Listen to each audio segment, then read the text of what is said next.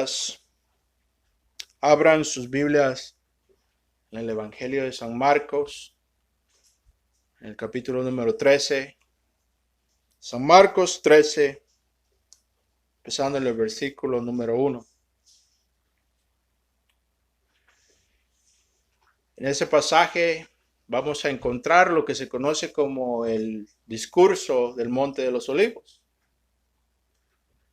Y es en este pasaje que nuestro Salvador trata con la pregunta de cuál será la señal de su venida y cuándo tomará lugar el fin del mundo. Esto es cercano a su crucifixión. Si seguimos la línea cronológica del texto, nos daremos cuenta que el Señor viene del aposento alto con sus discípulos de tener la Santa Cena. Está caminando por lo que se conoce como el Valle del Kidrón en Jerusalén. Se encuentra entre el templo y el Monte de los Olivos. Y al llegar a la cúspide del templo, a la cúspide del Monte de los Olivos, que mira al otro lado hacia el templo, al otro lado del Valle del Kidrón, se tiene una vista excelente del templo que existía en este tiempo todavía. Y los discípulos ven el templo, que representa la seguridad del pueblo de Israel. Mientras el templo esté de pie, la presencia de Dios está con su pueblo, acorde a como ellos lo veían. Y este es el contexto del pasaje. Y el texto nos indica que los discípulos le hacen, en la luz de esta gran majestuosidad de esta construcción del hombre, y que representa la seguridad del pueblo judío, le hacen la pregunta: maestro, ¿no ves este gran edificio, esta gran construcción? Y es en la luz de estas cosas que el Señor les dice algo que los deja atónitos, que los deja asombrados. Leamos, versículo 1. Cuando salía Jesús del templo, le dijo a uno de sus discípulos: mira, maestro, qué piedras, qué edificios. ¿Verdad? Uno de los discípulos le dice a él: mira, maestro, el templo. El Señor responde, versículo 2, ¿ves todos estos grandiosos edificios? Contestó Jesús. No quedará piedra sobre piedra, todo será derribado. Versículo 3, más tarde estaba Jesús sentado en el monte de los olivos, frente al templo, y Pedro, Jacobo, Juan y Andrés le preguntaron en privado: dinos cuándo sucederá eso, y cuál será la señal de que todo está a punto de cumplirse. Tengan cuidado de que nadie los engañe, comenzó Jesús a advertirles. Vendrán muchos que usando mi nombre dirán: yo soy, y engañarán a muchos. Cuando sepan de guerras y de rumores de guerras, no se alarmen. Es necesario que eso suceda, pero no será todavía el fin. Se levantará nación contra nación y reino contra reino. Habrá terremotos por todas las partes de la tierra. También habrá hambre. Eso será apenas el comienzo de los dolores. Oremos. Dios Todopoderoso, en esta mañana venimos a tus pies. Te damos las gracias por el Salvador, nuestro Redentor, el Señor Jesucristo. Para Él sea la gloria, la honra, Señor. Que Él sea glorificado sobre toda su creación. Que Él reciba, Señor, la honra y la gloria. Que sea siempre glorificado, Señor. Te damos las gracias en esta mañana. Y por amor a su nombre te pedimos la misericordia para que podamos entender tu palabra, Señor, en estos tiempos de guerra, en estos tiempos de pestilencia, en estos tiempos de tanta incertidumbre. Ayúdanos, Señor, a decir como el salmista dice: tu palabra es lumbrera a mi camino, una luz para mis pies.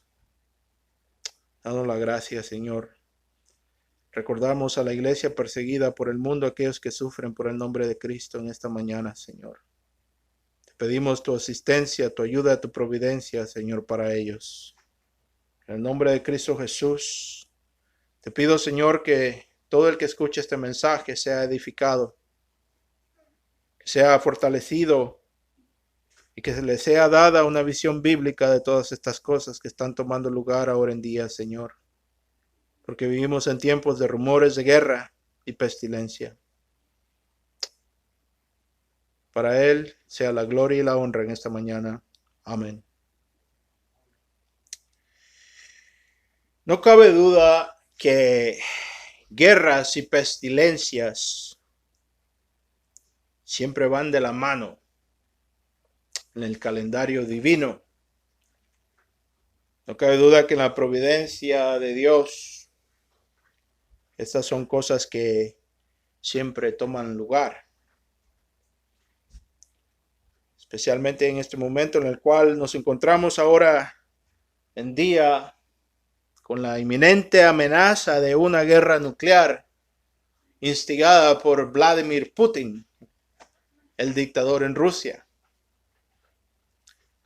¿Qué es lo que la Biblia tiene que decir acerca de estas cosas? Esa es la pregunta que es relevante para nosotros en esta ocasión y es la razón por la cual decidí salirnos de nuestro curso en el estudio de la carta de Pablo a Tito. Creo que es pertinente hablar de esta situación, hablar de estas cosas y lo más importante, preguntarnos qué es lo que la Biblia tiene que decirnos acerca de estas cosas. Así es que voy a tratar de usar la palabra de Dios para iluminar nuestro entendimiento, que podamos forjar, que podamos forjarnos, desarrollar un pensamiento bíblico en la luz de todas estas cosas que están tomando lugar en el mundo. El tema de esta mañana va a ser: ¿por qué los cristianos no tienen que tener miedo de Vladimir Putin? Ese es el tema de esta mañana. ¿Por qué los cristianos no tienen que tener miedo de Vladimir Putin? ¿Y por qué es una locura tener miedo de este hombre? No cabe duda que vivimos en una generación que vive ahora en día y ha presenciado eventos que no se habían visto con la rapidez que se ven ahora en día. ¿Verdad? Ahora vivimos en un tiempo donde por medio del internet vemos lo que sucede en el mundo en cuestión de instantes. Antes teníamos que esperar 2 semanas, un mes para darnos cuenta de las cosas que estaban sucediendo alrededor del mundo, y cuando ya nos damos cuenta quizás ya habían terminado. Por eso no nos daba oportunidad de preocuparnos por ellas, pero ahora sabemos todo.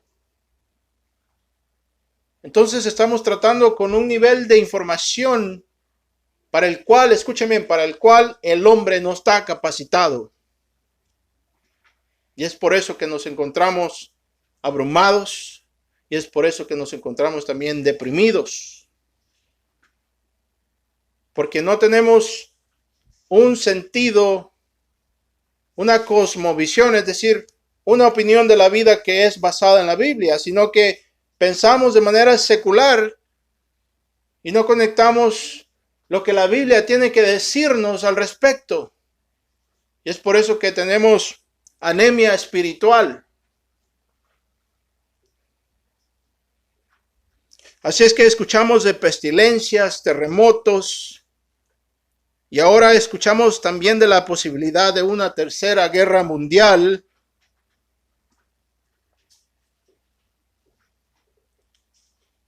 Y el mundo anda buscando respuestas.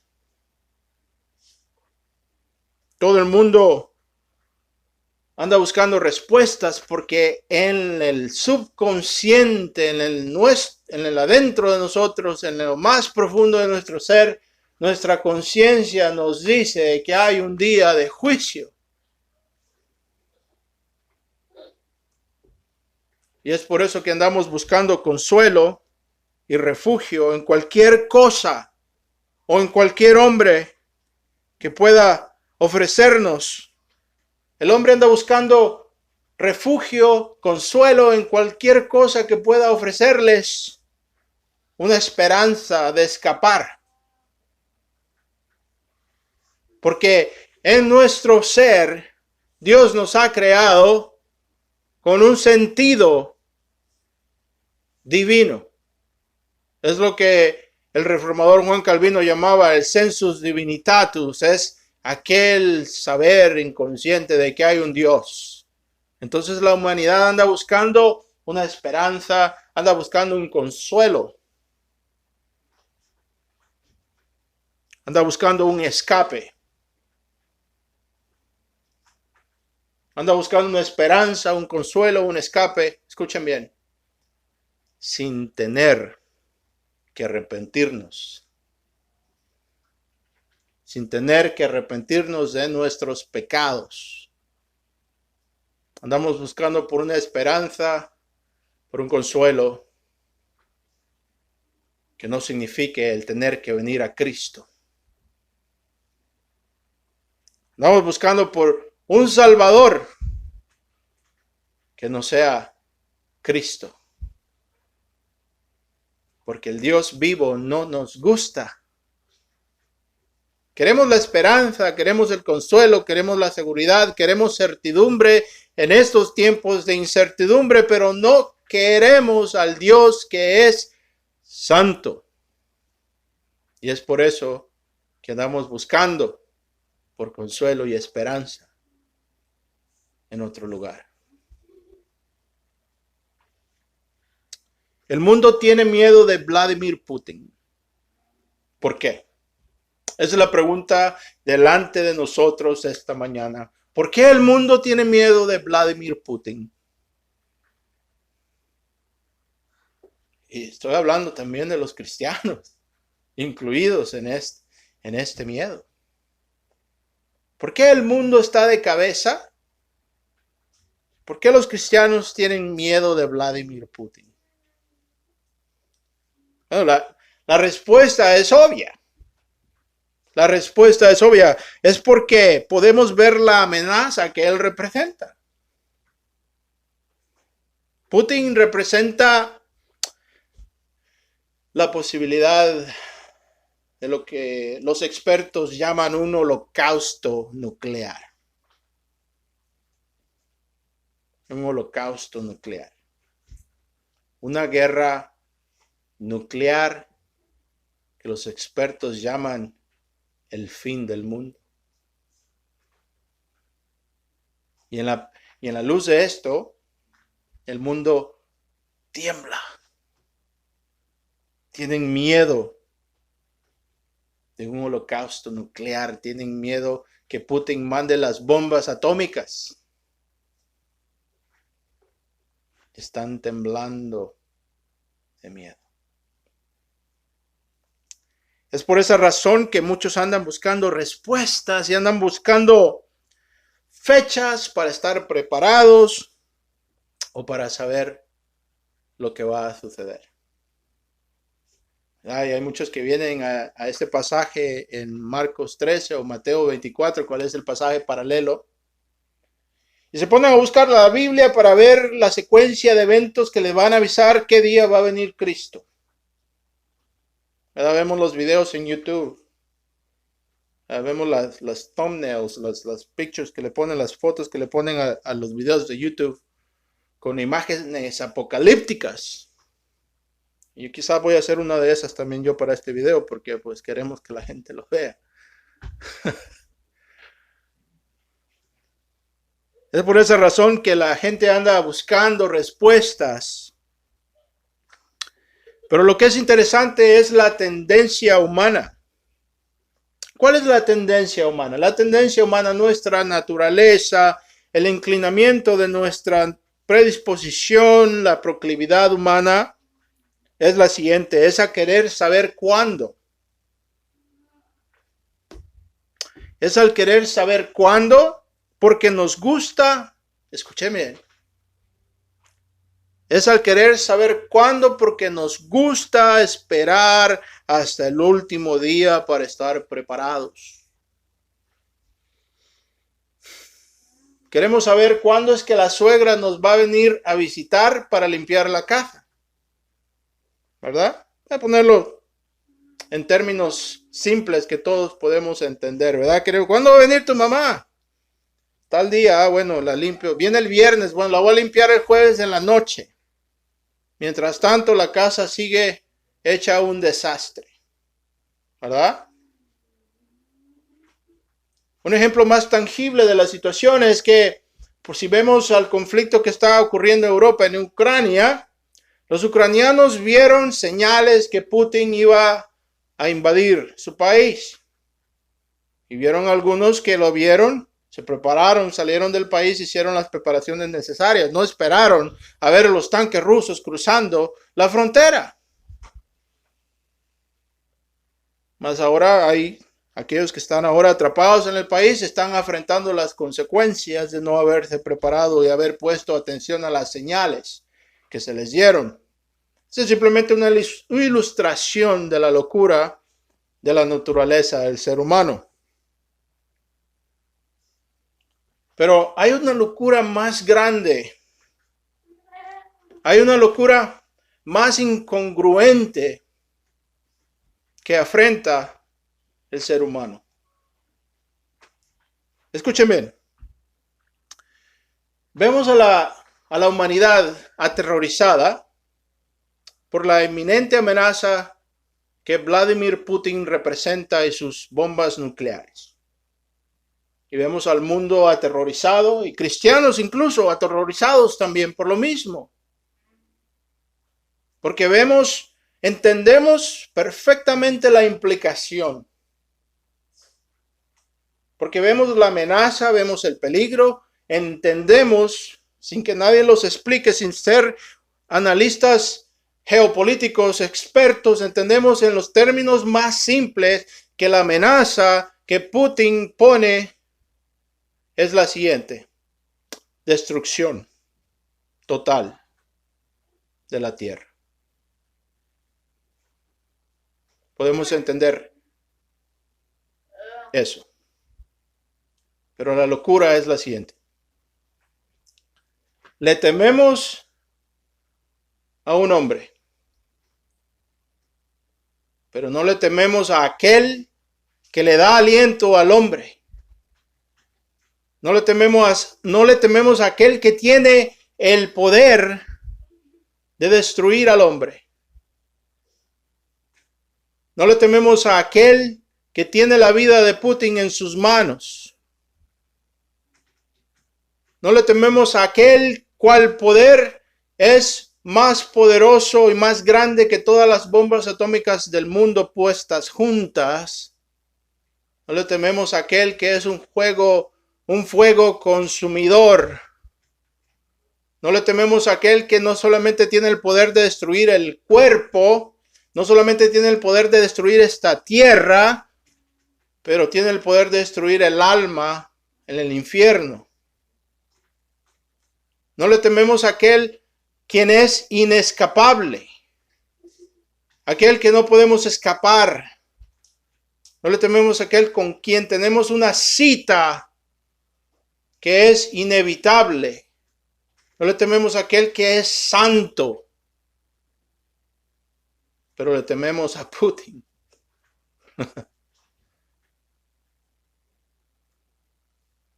Hermanos, el problema de la humanidad no es Putin. Y la amenaza más grande de la humanidad no es Putin. ¿Qué puede ser Putin al final de cuentas?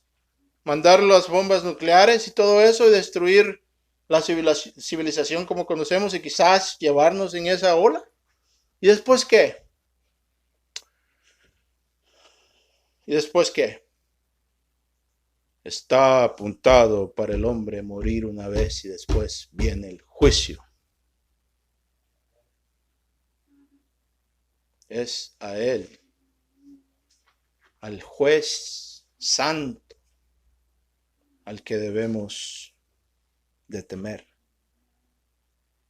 Aquel que nos va a juzgar acorde a su santidad. Es al que debemos de temer. Esa es la amenaza más grande para el hombre. La ira del Dios vivo. Putin solamente puede matar el cuerpo. Y hasta ahí. Dios destruye cuerpo y alma. ¿Nos parece absurdo la locura? Lo que es más absurdo es que hay cristianos que están temblando de miedo por Putin. Regresemos a nuestro texto y veamos lo que los discípulos nos dicen. Le dicen, Señor, vamos al paralelo, Mateo 24, versículo 3. Más tarde estaba Jesús sentado en el monte de los olivos cuando llegaron los discípulos y le preguntaron en privado, ¿cuándo será eso y cuál será la señal de tu venida y del fin del mundo? Ahora si leemos el texto veremos que el Señor no les da una fecha. Hermanos, me canso de ver personas en el internet, en el YouTube, que van a este pasaje y van con la idea preconcebida que van a encontrar un mensaje secreto que solamente ellos pueden descubrir, una clave secreta que solamente los más audaces pueden descubrir, te dan la fecha que Cristo va a venir y todas estas cosas. Hermanos, si leen el texto en el versículo 30, dice claramente que no hay día ni hora. Entonces, ¿para qué? ¿Cuál es la intención del autor? ¿Cuál es la intención de Cristo de darnos este pasaje?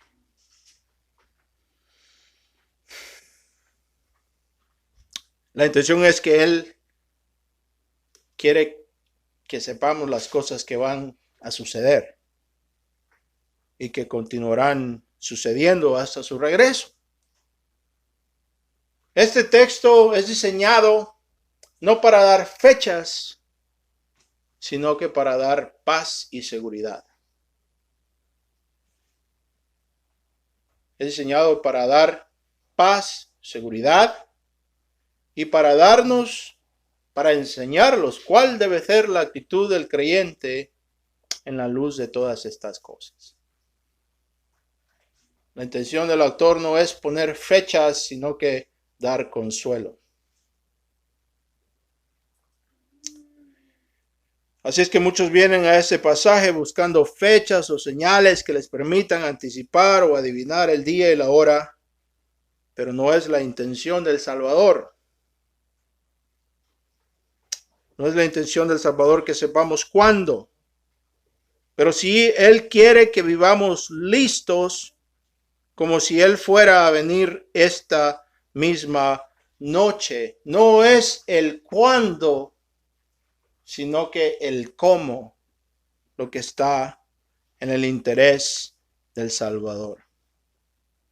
No es el cuándo, pero es el cómo, lo que está en el interés del Salvador.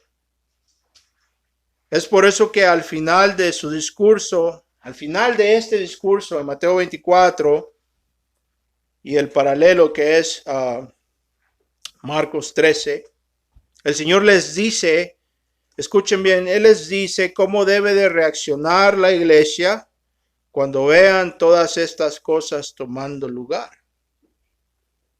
Es por eso que si vamos al versículo número 30, Mateo 24, 30, el Señor les dice claramente, les dice la señal del Hijo del Hombre aparecerá en el cielo. Acuérdense que parte de la pregunta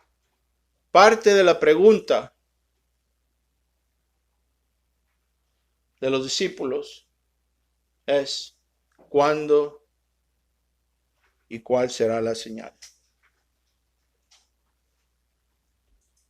Así es que el Señor les dice, la señal del Hijo del Hombre aparecerá en el cielo. ¿Verdad? Está diciendo, no se preocupen, la señal vendrá y la verán claramente en el cielo. Dice, y se angustiarán todas las razas de la tierra. Verán al Hijo del Hombre venir sobre las nubes del cielo con poder y gloria. Y al sonido de la gran trompeta mandará a sus ángeles y reunirán de los cuatro vientos a los elegidos de un extremo al otro del cielo. Está escribiendo ese momento cuando el Salvador se revela. Eso es lo que teólogos llaman el aparecimiento glorioso.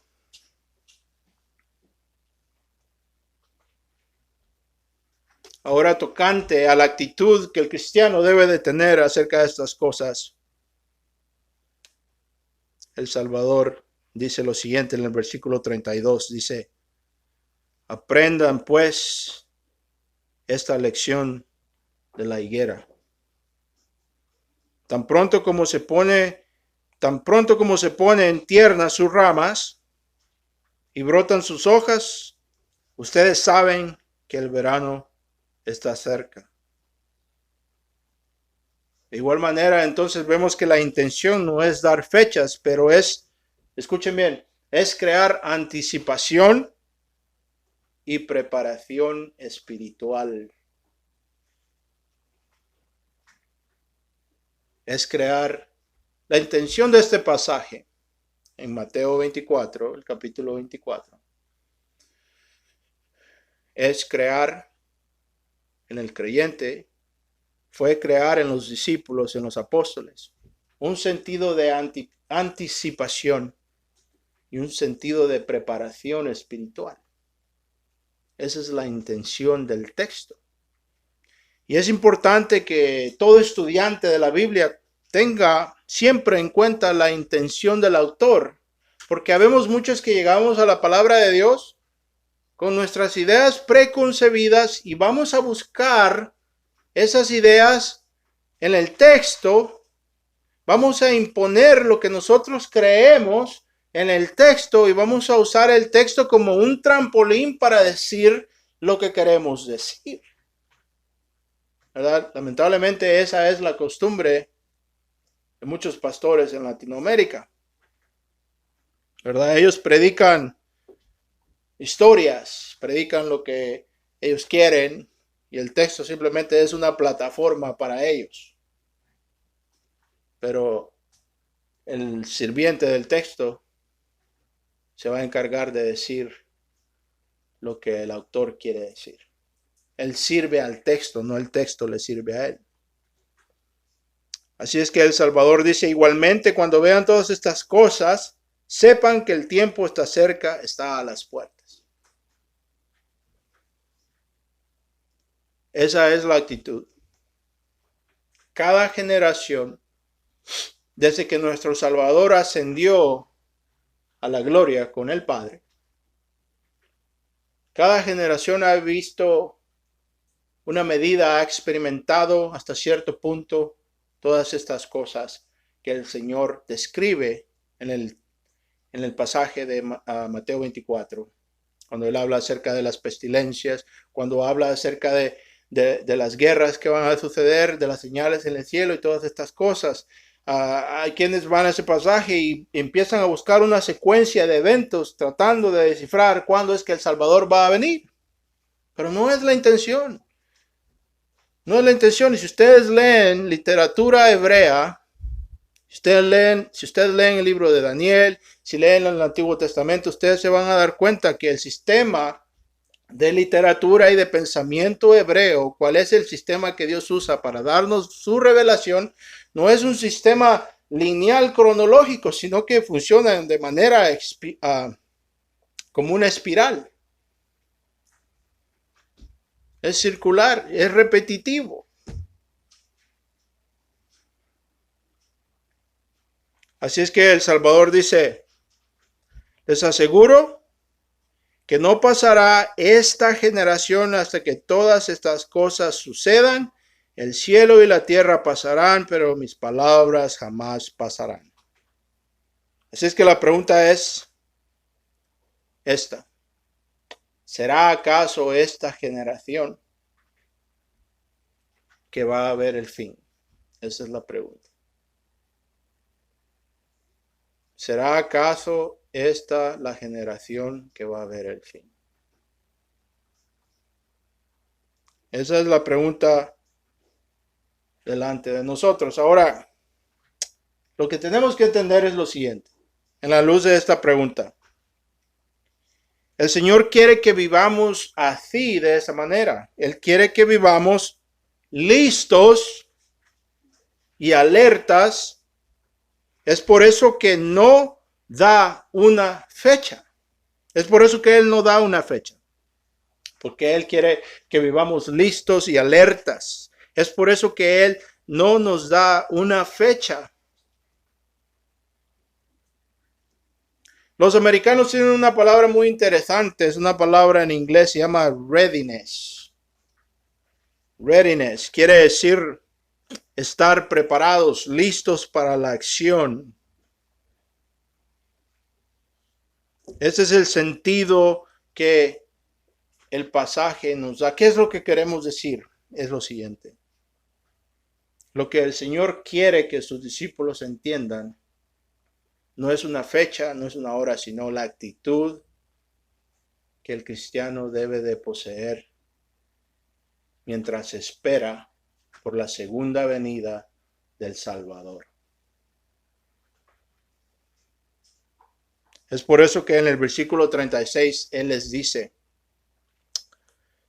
pero en cuanto al día y la hora, nadie lo sabe. ¿Verdad? Eso tendría que ser suficiente, hermanos, para nosotros dejar de andar viendo estos videos donde nos dice Cristo viene tal fecha. Ni siquiera los ángeles en el cielo, ni el Hijo, ni siquiera los ángeles en el cielo, ni el Hijo, sino solo el Padre.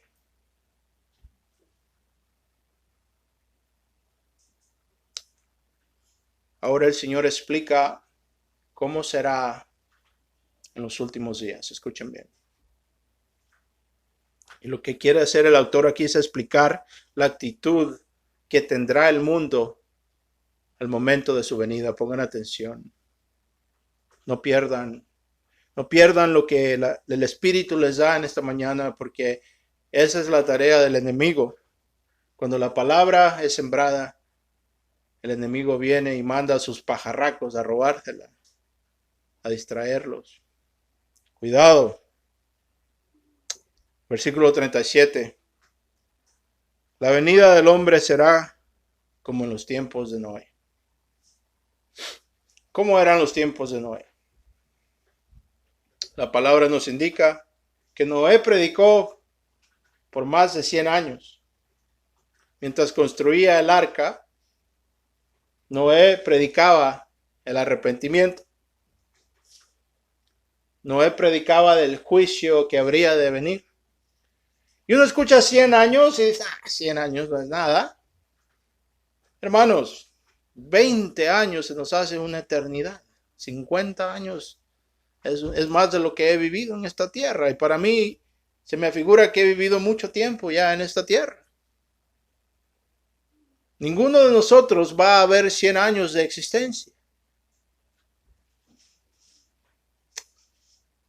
Noé predicó 100 años.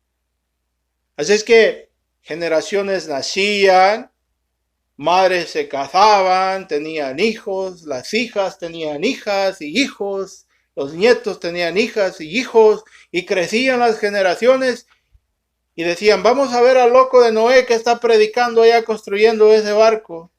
En tierra seca nunca ha llovido. Y Noé era una atracción, ¿verdad? Yo me acuerdo cuando estaba pequeño, en nuestro barrio había una persona que le llamaban el loco Tevez. Y ya se había convertido en un proverbio coloquial. Ya la gente decía, pareces el loco Tevez.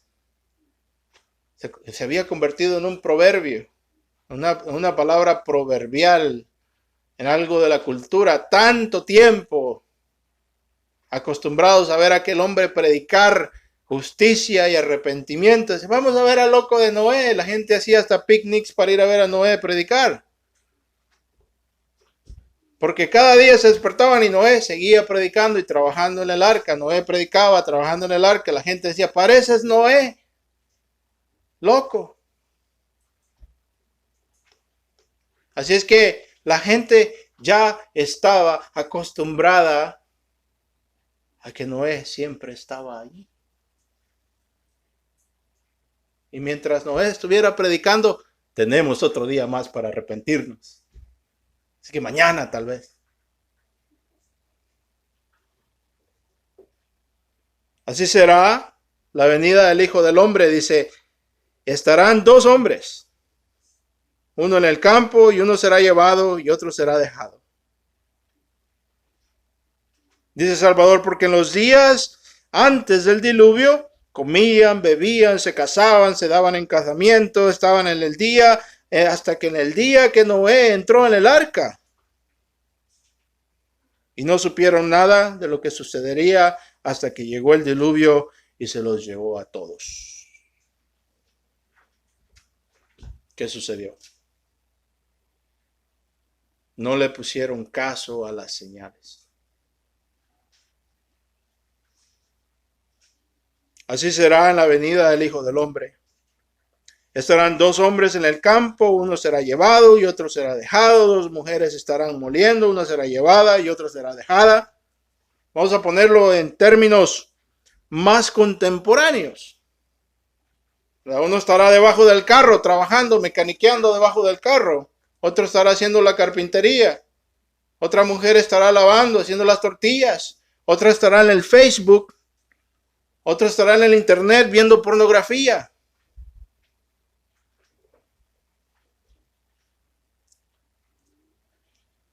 Versículo 42, Mateo 24, 42 dice, por lo tanto, escuchen bien, esta es la aplicación. Okay, si no han escuchado nada,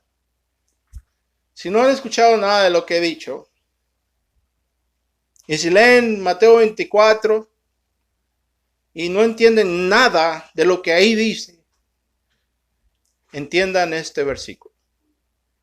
Si entienden este versículo, van a estar seguros. Escuchen bien. Escuchen lo que el Espíritu le dice a la iglesia. Por lo tanto, manténganse despiertos. Porque no saben el día que vendrá su Señor. Manténganse despiertos. ¿Qué significa? Gracias al Señor yo no tengo que explicárselos.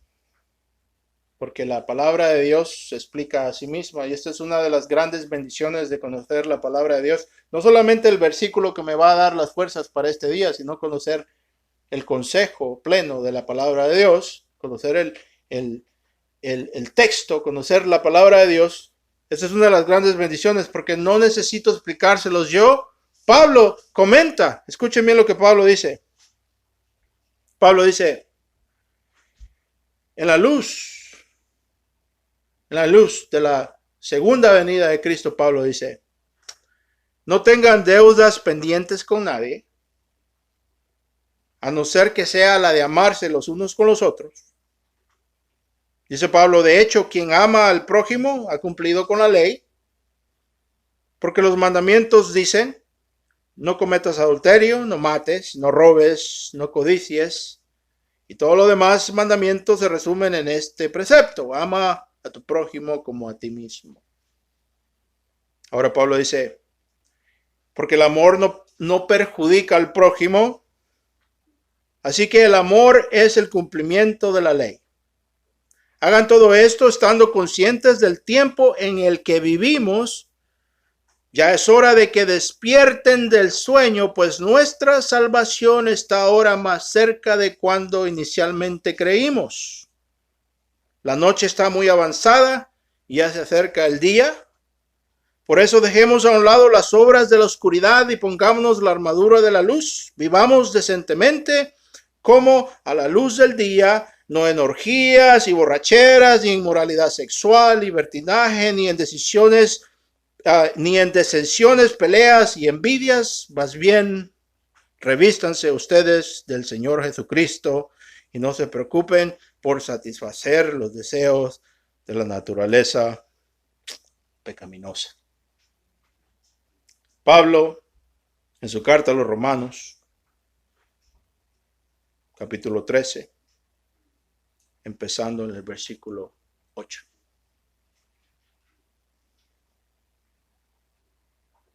La aplicación nos la da Cristo en el versículo 43, Mateo 24, 43. Escuchen bien. Dice las palabras de Cristo mismo, escúchenlas por favor, se lo suplico, pero entiendan esto. Si un dueño de casa supiera a qué hora de la noche va a llegar el ladrón, se mantendría despierto para no dejarlo forzar la entrada. Por eso también ustedes deben estar preparados, porque el Hijo del Hombre vendrá cuando menos lo esperen. Así es que, hermanos, escuchamos de rumores de guerras, pestilencias y todas estas cosas, enfermedades, hambruna, terremotos, maremotos, todas estas cosas a las cuales estamos expuestos ahora en día. ¿Qué es lo que el cristiano debe hacer? El Señor nos dice a estar despiertos, a estar alertas. Eso tiene la idea de un centinela en una torre vigía, vigilando que los enemigos no entren a la ciudad, alertas. Más adelante, en el mismo pasaje, el Señor les dice que también bienaventurado es el esclavo a quien su amo lo encuentra ocupado, dándole de comer a los otros esclavos, ocupados en el ministerio, ocupados en la obra de Dios. Ese es el enfoque de la iglesia, hermanos. En lugar de perder la cabeza y estar temblando porque Putin amenaza el mundo con las bombas nucleares, hermanos, yo veo hermanos en el internet que dicen, ay, ya viene Cristo, ya es el fin del mundo, y se les cae el ánimo, están deprimidos. Hermanos, si viene Cristo, eso debe de ser motivo de regocijo. Deberíamos estar brincando, saltando. Cristo no viene a enjuiciarnos a nosotros, viene a enjuiciar al mundo. ¿O acaso no estamos en Cristo? Porque si no estamos en Cristo, entonces sí tenemos razón para temer. Pero el mensaje sigue siendo el mismo. Venid a mí, todos aquellos que tienen hambre y sed de justicia. Bebed del agua que yo ofrezco, y de su adentro flotarán manantiales de agua viva. Todo el que cree en mí no caerá bajo condenación, pero ha pasado de la muerte a la vida.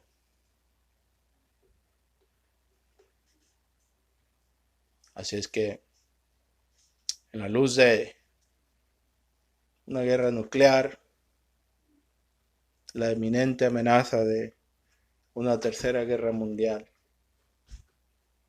los cristianos dicen, aleluya, Maranata, Cristo viene. Cristo viene. Ténganle miedo a Cristo, no a Putin, hermanos. Que el Señor nos bendiga. Padre Santo, te damos gracias por tu palabra. Edifica a tu pueblo, Señor, y ayúdanos a vivir ocupados en tu reino, sin miedo al hombre, predicando el evangelio, viviendo una vida de santidad. Ayúdanos, Señor, en el nombre de Cristo Jesús. Amén.